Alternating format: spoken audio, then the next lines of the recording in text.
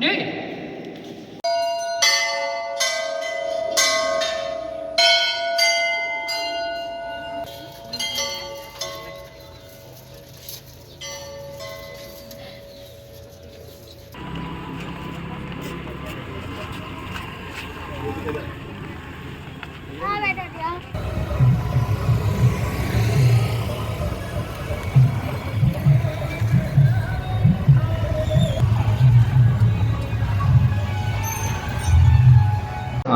মোৰ ঘৰ হাঁহচল আতুম গাঁৱৰ হয়।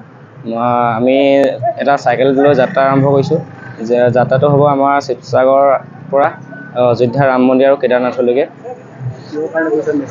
আমাৰ মেছেজ এটাই যে এতিয়া যিহেতু বাইক চলোৱাৰ পিছত বহুতো প্ৰদূষণ হৈছে, যে চাইকেল যে চলাব লাগে আৰু বাইক চলোৱাৰ পিছত মানুহৰ বহুত বেমাৰো হৈছে। শৰীৰটো ঠিকে থাকিবৰ কাৰণেও যে চাইকেল চলাব লাগে, সেইটো এটা মেছেজ আমাৰ।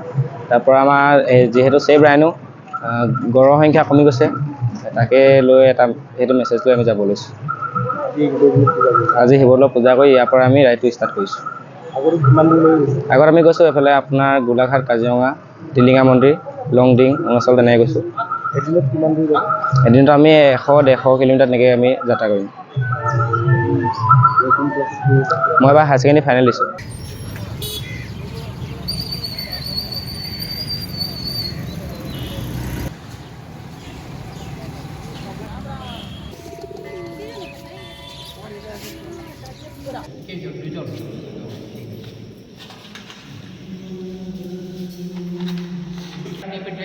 ভগৱানে ভালে কুশলে আনক দেই।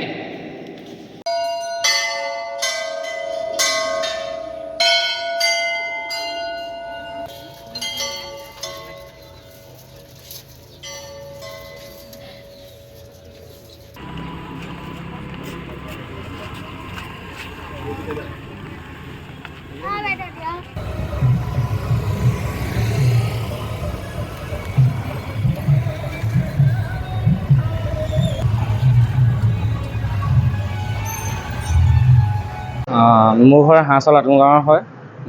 আমি এটা চাইকেল লৈ যাত্ৰা আৰম্ভ কৰিছোঁ। যে যাত্ৰাটো হ'ব আমাৰ শিৱসাগৰৰ পৰা অযোধ্যা ৰাম মন্দিৰ আৰু কেদাৰনাথলৈকে। আমাৰ মেছেজ এটাই যে এতিয়া যিহেতু বাইক চলোৱাৰ পিছত বহুতো প্ৰদূষণ হৈছে, যে চাইকেল যে চলাব লাগে আৰু বাইক চলোৱাৰ পিছত মানুহৰ বহুত বেমাৰো হৈছে।